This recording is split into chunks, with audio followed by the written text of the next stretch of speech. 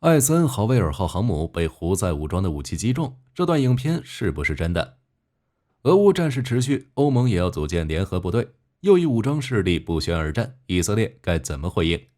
俄军使用朝鲜导弹袭击乌克兰，47个国家联合控诉俄朝。俄罗斯将在今年接收大批武器，包括北风之神战略核潜艇。接下来，火力军为你呈现最新资讯。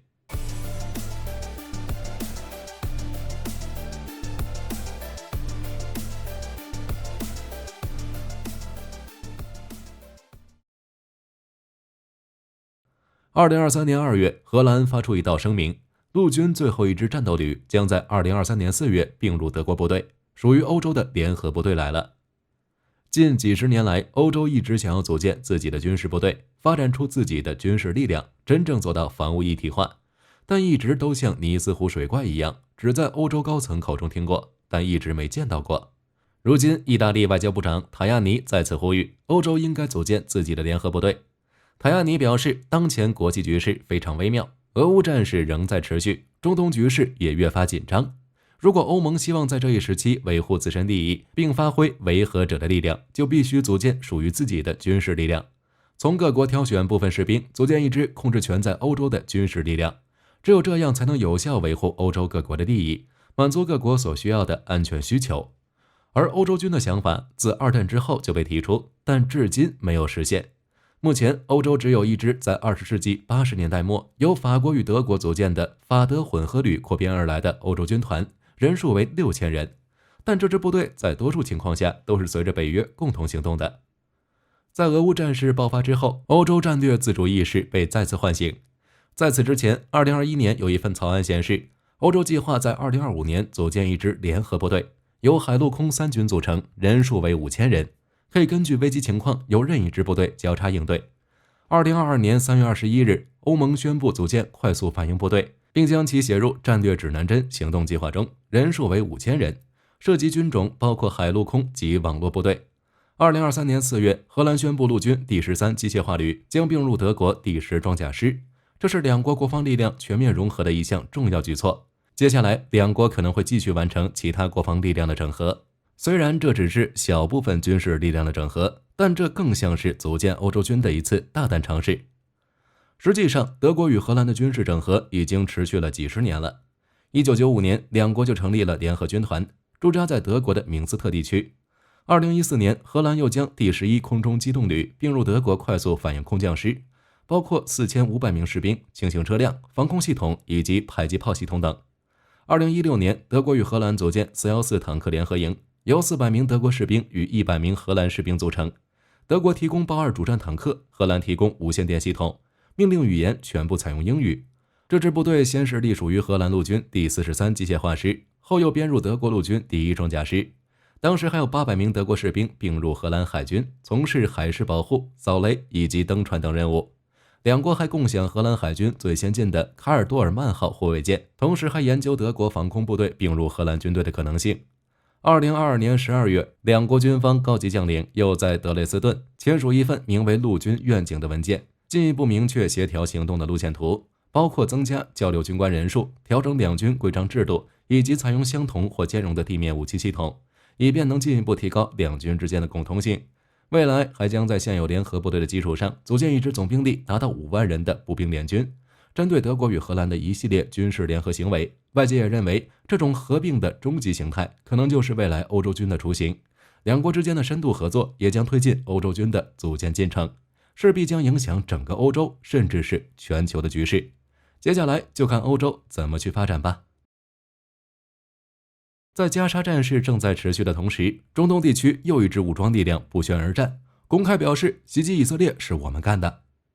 就在近日，伊拉克民兵组织伊拉克伊斯兰抵抗组织公开发表声明，证实近段时间以色列重要港口城市遇袭是该组织利用阿尔卡布巡航导弹进行的袭击行动。不仅如此，该组织还对位于伊拉克西部的阿萨德空军基地以及位于叙利亚卡斯罗克地区的美军基地发动了无人机袭击。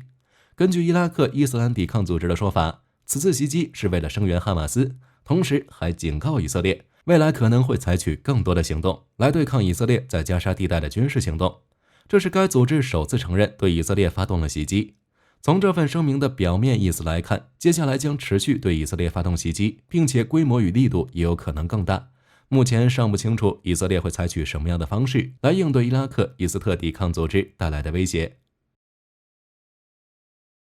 根据半岛电视台等多家媒体援引美国中央司令部的消息，称正在红海南部执勤的美国海军艾森豪威尔号航母在1月9日遭遇也门胡塞武装的饱和袭击。在消息发出之后，社交媒体上开始流传一段影片，显示艾森豪威尔号航母被胡塞武装的武器击中，并且还燃起了大火。一时之间，有些人开始幸灾乐祸了，表示美军航母都被击中了，而美国方面没有发出任何声明，更没有找胡塞武装算账。那个强势的美军去哪儿了？在看到消息之后，火力军也去看了一下这段影片，下面就让火力军来打个假吧。在经过火力军仔细辨别之后，发现这并非一段实景拍摄的影片，反而是一段军事游戏的画面。仔细看其中的光影就能明白，这是游戏画面的渲染方式。所以美军航母被胡塞武装打到起火的视频一开始就是假的。而美军中央司令部也表示，当天美军拦截了胡塞武装发射的18架无人机、2枚巡航导弹以及1枚反舰导弹，而自身并没有任何损失。好了，打假结束，以后可不要再被这样的影片骗到了。不过火力军想要借助这段影片来分析一下胡塞武装当天使用了哪些武器袭击美军航母编队，以及美军若是想要打击也门胡塞又有哪些手段可以使用。根据美军中央司令部的消息，再结合以往胡塞武装袭击商船、军舰的武器来看，此次袭击胡塞一定做了充足的准备。考虑到袭击的是航母这种高价值目标，他们可能会动用手中最先进的远程武器，包括自杀式无人机、巡航导弹以及反舰导弹。目前胡塞武装使用最频繁的自杀式无人机是萨马德系列无人机，胡塞武装宣称这是他们自主研发的武器，自2018年首次亮相至今，已经发展出4种型号。其中萨马德2型既可以携带一台尼康 D810 相机执行侦察任务，也可以携带18公斤的炸药充当自杀式无人机，对500公里外的目标进行袭击。萨马德3型则属于增程型，射程可以达到1500公里，这意味着阿拉伯半岛绝大部分地区都在它的打击范围内。至于萨马德4型，活动范围还要更大，其射程可达2000公里。2018年7月，胡塞武装就曾使用萨马德3无人机袭击了阿联酋的阿布扎比机场和迪拜机场。2023年12月3日，胡塞武装还向正在红海航行的美军补给船发射了萨马德无人机，不过很快就被美军卡尼号驱逐舰拦截。这款无人机在胡塞武装手里基本做到了自产自用的程度，成本也很低廉，但指望用它攻击航母还是有点不够格的，毕竟自杀式无人机的载弹量有限，很难对航母带来有效威胁。另外，萨马德系列无人机的打击精度也很差，就连胡塞武装自己都觉得萨马德廉价、缓慢且笨拙。对于萨马德无人机的袭击，美军航母编队只需使用护航潜艇的近防炮就能进行有效拦截。再来看看胡塞武装以往袭击船只时出场率最高的圣城巡航导弹。圣城导弹可能是以俄罗斯 Kh-55 巡航导弹作为蓝本，与伊朗研制的另一款苏马尔巡航导弹有很多相似之处，但也因此常常被外界视为缩小版的苏马尔导弹。它的最大速度可达 0.75 马赫，能以低空掠海飞行的方式躲避雷达侦测，战斗部重量为450公斤。圣城系列导弹的射程达到700至2000公里，可以对整个红海地区的船只构成威胁。当然，胡塞武装还有伊朗提供的努尔和卡德尔反舰巡航导弹，前者是伊朗在本世纪初服役的一款反舰导弹，携带了一颗165公斤重的战斗部，可以由卡车搭载展开机动部署，最大射程可达120公里。在发射后，可以通过低空掠海飞行的方式规避雷达侦测，并以 0.9 马赫的速度巡航。在进入末端飞行接近目标时，它可以使用自身配备的主动雷达寻找目标，然后以最高 1.4 马赫速度冲向目标进行打击。然后后者卡德尔导弹则是努尔导弹的升级版，其最主要的进步是将最大射程提升到了300公里。这2款导弹虽然比不上前面提到的武器，但已经满足胡塞武装袭击过往船只的需求了。至于胡塞武装的反舰弹道导弹，最拿得出手的是波斯湾导弹，是以伊朗此前研制的法塔赫110为蓝本，但它弹头里高爆炸药的质量从前者的500公斤提升到了650公斤，杀伤力更加强大。它的射程可达300公里左右，最大飞行速度约4马赫。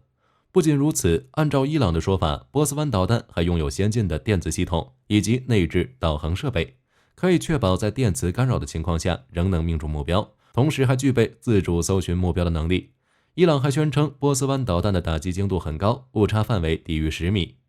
对于以上这些可能袭击航母的巡航导弹和弹道导弹，美军航母编队也是有能力有效拦截的。艾森豪威尔号航母此次在红海航行时，有3艘阿利伯克级驱逐舰，1艘英国的45型驱逐舰伴随。这些护卫舰艇都配备了能对空预警的相控阵雷达，再配备航母装备的 E2D 预警机。胡塞武装发射的导弹恐怕没飞多远就已经被航母编队发现。在发现这些来袭导弹之后，英美两国的护航舰艇还可以用舰上搭载的标准6、阿斯特30以及海麻雀等一系列防空导弹对其进行拦截。航母搭载 FA-18E 超级大黄蜂，也可以升空发射空导弹加入拦截序列。在如此严密的防空网面前，胡塞武装的无人机和导弹没有取得突破，铩羽而归是很正常的情况。另外，胡塞武装还有一些名目繁杂的无人机和飞毛腿导弹，也能对红海地区的舰船造成威胁。这里火力军就不过多展开了。总而言之，凭借伊朗的支持以及自身的经营，胡塞武装手中不仅有可以满足远程攻击舰船的大杀器，其中一些远程武器还能本土化生产。千万不要低估胡塞武装的实力。当然，作为地球第一强国，美国一向会对袭击自己的敌对力量展开报复。胡塞武装这次直接把目标对准了航母，美军想必也不会善罢甘休。若是美国想对胡塞发起打击，美军大概会从哪里出发？同时又能出动什么样的力量呢？空中打击是美军报复对手最常用的手段。美国空军最常使用的对地打击平台是 F-15E、F-16战机，以及 B-1B、B-52和 B-2战略轰炸机。目前，美国空军在也门周边的军事基地，主要是位于科威特的艾哈迈德贾比尔基地，位于阿联酋的阿尔达夫拉基地，位于沙特的苏丹王子基地，以及位于卡塔尔的乌代德基地。其中，贾比尔基地和阿尔达夫拉基地主要的对地打击平台是 F-15E 和 F-16战机。这两款战机虽然性能非常优秀，但考虑到这两处基地距离胡塞武装控制的北也门地区距离超过了1500公里，需要中途加油，因此美军想进行打击胡塞武装的行动，不太可能从这两处基地抽调兵力。乌代德基地和苏丹王子基地的情况要好一些，虽然他们离胡塞武装控制区的距离也很远，但他们部署了 B-1B 强骑兵战略轰炸机，作战半径可达5500公里，可以满足长途奔袭的需求。B-1B 轰炸机的3个内置弹仓、6个武器外挂点，可以携带60多吨弹药，一次倾泻84颗500磅低阻炸弹，或者24颗捷达姆炸弹，又或者是96颗小直径炸弹，毁伤能力非常强大。此外，远在4000多公里外的迪戈加西亚基地同样常年执行支援中东美军的任务，不仅部署了 B-1B 强骑兵，还有 B-52同温层堡垒与 B-2幽灵战略轰炸机在等待美军的调动。其中 B-52的作战半径可达7200公里，载弹量高达31吨 ；B-2的作战半径可达6000公里，载弹量也有23吨左右，都能满足远程打击胡塞武装的需求。这些军事基地的实力，对付也门胡塞还是没有多大问题的。真要把美国逼急了，出动的可就不止这几个基地了，从本土调遣部队也是完全有可能的。而这一点，也门胡塞也明白。在新年刚开始，俄军便对乌克兰发动了大规模空袭行动，但在本月初，乌克兰发现俄军在空袭哈尔科夫的时候使用了朝鲜制造的导弹。同时，白宫国家安全委员会发言人在前几天的记者会上也表示，在过去几天内，俄军至少在2次空袭行动中发射朝鲜导弹袭击乌克兰，其中一枚还落在了扎波罗热的一处空地上。虽然美国没有点名朝鲜提供了什么武器，但放出了 KN-23 和 KN-25 短程弹道导弹的图片。在此之后，乌克兰就开始收集证据了。朝鲜这个国家居然向俄罗斯提供导弹，而俄军也正大光明的使用了，这可不行。于是，在1月6日，哈尔科夫地区的检察官办公室公布了一组最新照片，是俄军攻击哈尔科夫地区时留下的弹道导弹尾部碎片。该碎片与俄军自用的 9M723 型弹道导弹有着明显的不同，因为 9M723 型导弹的尾部不仅更长，并且还是舵形状带圆角的外形，而哈尔科夫地区的导弹残骸尾部带有切角的矩形，尺寸也比 9M723 短一些，直径比 9M723 大一些，包括喷口内部的电气布置都不一样，因此可以确定这枚导弹并非俄军自用的 9M723 型导弹。乌克兰认为导弹残骸与朝鲜装备的火星11系列弹道导弹，也就是 KN-23 的外形非常接近。这是朝鲜最新装备的中程弹道导弹，最大射程900公里，并且拥有飞行中变轨的能力，具有一定的灵活突防能力。针对此事，目前已经有47个国家发表联合声明，指责俄罗斯与朝鲜两国违反了联合国安理会的决议，要求两国立刻停止武器交易。尽管俄罗斯与朝鲜都否认了军火交易，但自从去年下半年开始，朝鲜向俄罗斯提供100万发炮弹的消息就在社交媒体上疯传。外界认为双方应该私底下进行了军火交易。朝鲜作为传统的苏联盟友，长期以来装备和仿制了各种素质武器，两国多种武器基本一致。朝鲜装备的152毫米、122毫米等火炮上的弹药，理论上可以直接用在同类型的俄军装备上。关于此事，俄罗斯总统新闻秘书佩斯科夫表示，俄罗斯对此事不予置评。不过，佩斯科夫表示，俄罗斯民用设施以及比尔哥罗德州等不断受到来自北约等国导弹的袭击。其实，从佩斯科夫的回应中就能得知，俄军使用朝鲜导弹这件事8、9不离十了。不知道外界的施压能够压制两国之间的军火交易吗？另外，根据最新消息，俄罗斯将在今年接收一系列武器装备，其中包括2架图 10M 战略轰炸机、1艘北风之神 A 级战略核潜艇。同时，萨尔马特洲际导弹也将在今年开始战斗执勤。为了加强打击能力，俄罗斯还将提高匕首、锆石等高超音速导弹，并继续开发新式装备。在此，火力军只能希望乌克兰这边也能尽快获得北约的军事援助，先进装备该装备乌军了。2024年可能会决定两国命运。在这个问题上，火力军是坚定支持乌克兰了。好了，本期影片就到这里了。关于本期资讯，各位有什么想说的，欢迎在评论区讨论一下。我是火力军，我们下期再见。